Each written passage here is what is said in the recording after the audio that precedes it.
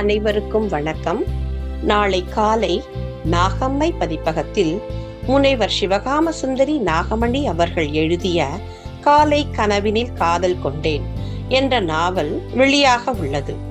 இது 11 வயதில் பட்டாம்பூச்சிகளாய் திரிந்து கொண்டிருந்த 3 சிறுமியர் வாழ்வை காலம் எப்படி புரட்டி போட்டது என்பதை விளக்கும் நாவலாகும்.